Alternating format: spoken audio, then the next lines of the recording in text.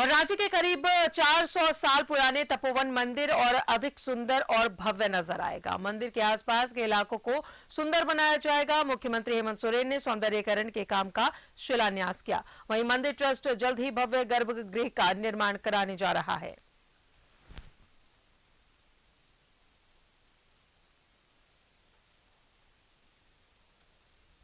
मंदिर की बदलेगी तस्वीर, मंदिर के आसपास का होगा सौंदर्यीकरण। मुख्यमंत्री हेमंत सोरेन ने किया शिलान्यास। जल्द ही ऐतिहासिक तपोवन मंदिर के आसपास का इलाका सुंदर नजर आएगा। सीएम हेमंत सोरेन ने तपोवन मंदिर के आसपास के सौंदर्यीकरण का शिलान्यास किया। 14 करोड़ 67 लाख की लागत से मंदिर के आसपास के करीब 7000 वर्ग फीट का सौंदर्यीकरण किया जाएगा। इसके तहत सड़क को चौड़ा किया जाएगा। साथ ही वैकल्पिक मार्ग बनाने के साथ ही नदी की भी साफ सफाई कर उसे सुंदर और स्वच्छ बनाया जाएगा।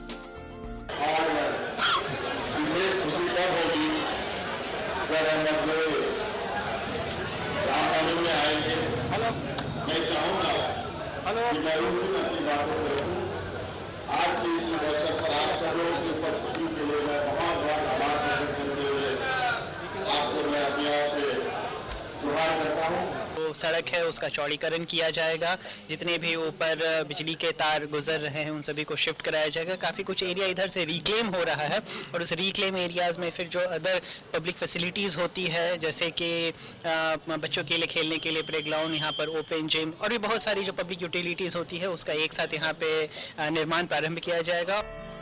जुडको मंदिर के आसपास के इलाके का सौंदर्यीकरण कराएगा। वहीं जल्द ही राम जानकी मंदिर को भी भव्य बनाया जाएगा। अयोध्या में श्री राम के मंदिर का नक्शा बनाने वाले आर्किटेक्ट ने ही तपोवन के भव्य राम जानकी मंदिर का नक्शा बनाया है।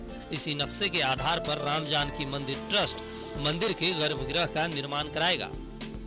राम जन्मभूमि मंदिर है, उसी के आर्किटेक्ट के द्वारा श्री राम जानकी तपोवन मंदिर ट्रस्ट ने नक्शा बनवा चुका है और बहुत जल्द उसका भी शिला भूमि पूजन होने की तैयारी आप लोगों को न्यूज के माध्यम से पूरे झारखंड वासियों को दिया जाएगा। आज किस चीज का शिलान्यास? आज मंदिर के बाहरी जैसे नाला है इसके लिए है, मंदिर के बाहर जितने हैं उन सभी कार्यों के लिए है। अंदर का कार्य श्री राम जानकी तपोवन मंदिर ट्रस्ट खुद करेगा। मंदिर आने वाले श्रद्धालुओं का, जन सामान्य को एक नया अनुभव मिलेगा और उन्हें सुखद अनुभूति होगी।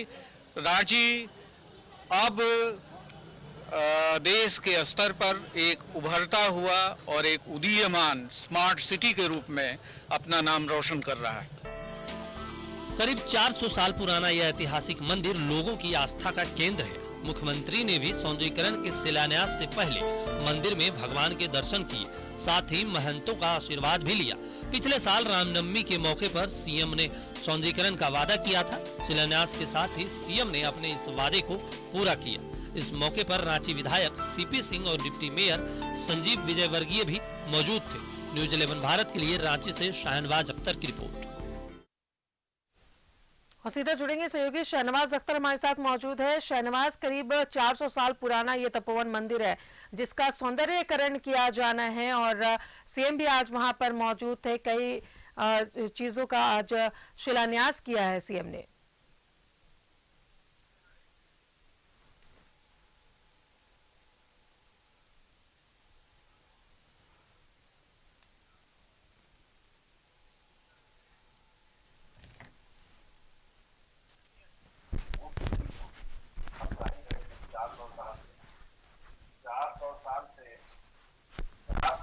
यहाँ पर लोग आ रहे हैं और जा रहे हैं।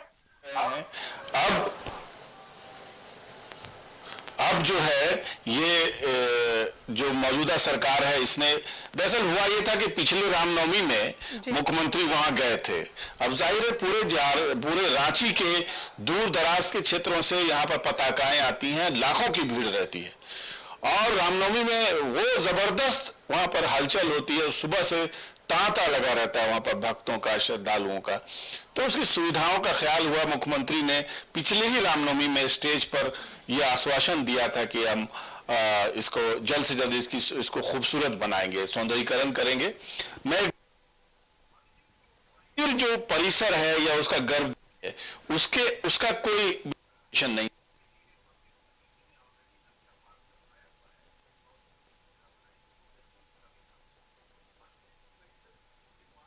कि बाहर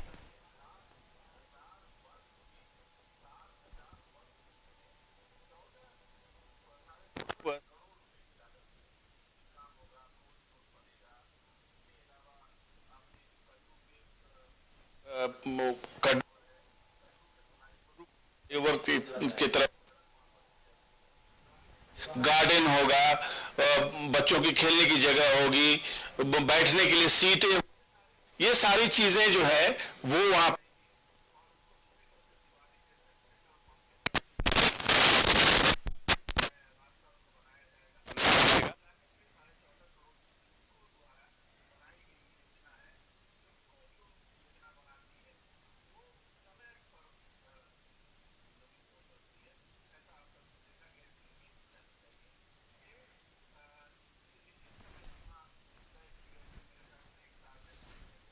के अंदर ये पूरा हो जाएगा। तो मेरे ख्याल से एक बहुत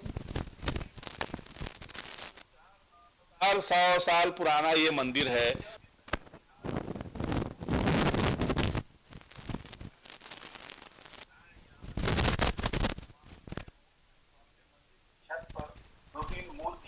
मूर्तियां देखी होंगी, उस मूर्ति में एक तो अंग्रेज अफसर की मूर्ति है, उसके बाद एक साधु है वहां पर और एक बाघ की मूर्ति है वहां पर।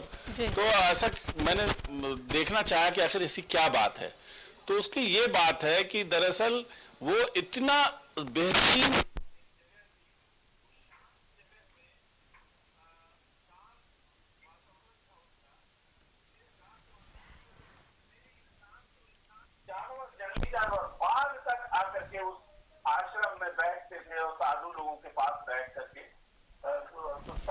सुताते थे। एक दिन एक घायल बाघ जो है वहां पर आ गया, घायल बाघ वहां पर आ गया और घायल बाघ ने आके मैंने अपने आप को वहां पर ढेर कर दिया और दिखाया कि देखिए मुझे किसी ने मारा है गोली से। और पीछे से पीछा करता हुआ अंग्रेज अफसर वहां तक जब पहुंच गया तो उसने जो है पश्चाताप किया कि यहाँ पर एक इतना भी सिद्ध पुरुष है, साधु लोगों की यहाँ पर कुटिया है और मैंने उन्हीं के एक पालतू बाघ का शिकार कर दिया गलती से। बहुत पछताता है और वो अपना सर झुका देता है, हथियार रख देता है और कहता है कि मुझसे गलती हो गई, मुझे क्षमा कर दीजिए और बताइए मैं इसका पश्चाताप कैसे करूं। उसी ने अंग्रेज अफसर ने ये पूरी जो एरिया में वो जमीन मंदिर को दिलवाई, रास्ता दिलवाया और बाकायदा मंदिर की जो मूर्तियां हैं वो कहीं से वहां लाके स्थापित करने में मदद की। तो ये 400 साल पुराना इतिहास है रांची का और बहुत आस्था का लोगों का केंद्र है और उस पर मुख्यमंत्री ने ये योजना दी है।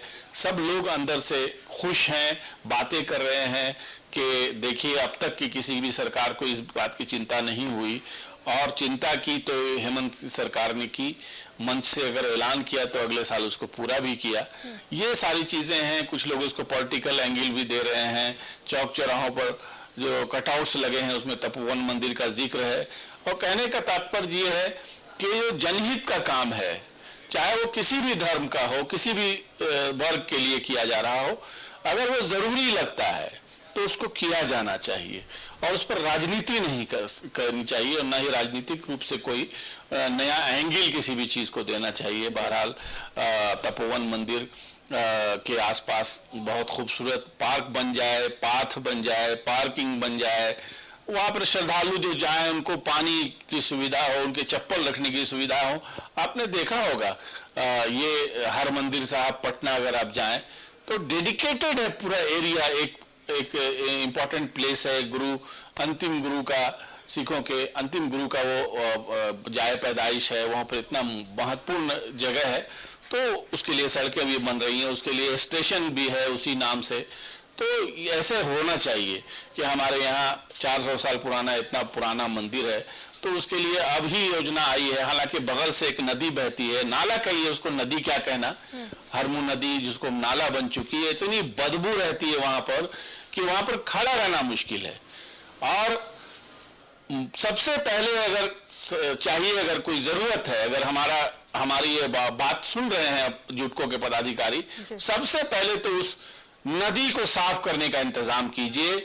अगर वो नदी साफ नहीं हुई तो ये सारी सुंदरीकरण की योजना फीकी लगेगी, बेमानी लगेगी, बदबू वहां पर रहती है। आप समझ सकते हैं कि मंदिर जैसी पाक जगह है, वहां पर लोग अपनी भावनाओं को शुद्ध करने जाते हैं और उनको बदबू से जूझना पड़ता है। इसलिए कोई वैकल्पिक इंतजाम करें, कुछ करें कि कहीं से कोई उसको ब्रांच ला करके उस नदी में डाले ताकि उसका बहाव हो और जो कचरा जो फेंका जा रहा है वो कम से कम लोग ना फेंकें। किस तरह की चीजें हो रही हैं, हरमू नदी को कहाँ तो जो गुजरात की एक नदी से उसको मिलाया जा रहा था, नर्मदा रिवर फ्रंट से, लेकिन अफसोस की बात है कि ये लूट खसोट की योजना बन करके रह गई। न जाने कितने 80 करोड़ कितने रुपए खर्च कर दिया गया है, लेकिन अब भी वो जो नाला है वो नाला तक नहीं रहा, अब तो वो गंदा नाला बन गया है और गंदगी का पर्याय बन गया है। बहरहाल हम बात तपोवन मंदिर की कर रहे हैं, हम इसलिए ये कह रहे हैं कि मंदिर एक लोगों की आस्था का केंद्र है। वहां पर लोग अपनी बहुत ही शुद्ध भावनाओं के साथ वो अपने भगवान से जिस देवता को मानते हैं उनको जाके नमन करते हैं।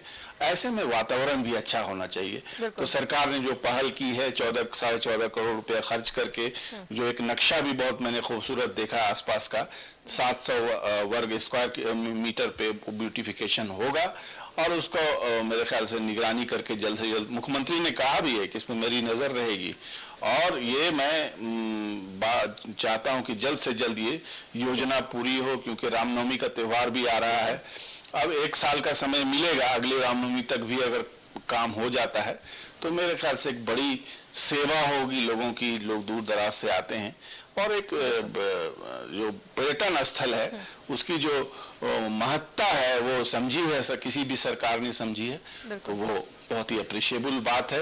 और आज का दिन सब लोग खुश थे वहां पर, बिना किसी पार्टी किसी अपने किसी सोच से इतर लोग वहां पर मौजूद थे और सब सरकार की इस पहल का स्वागत कर रहे थे। चलिए, बहुत बहुत शुक्रिया आपका शहनवाज तमाम जानकारियों के लिए। तो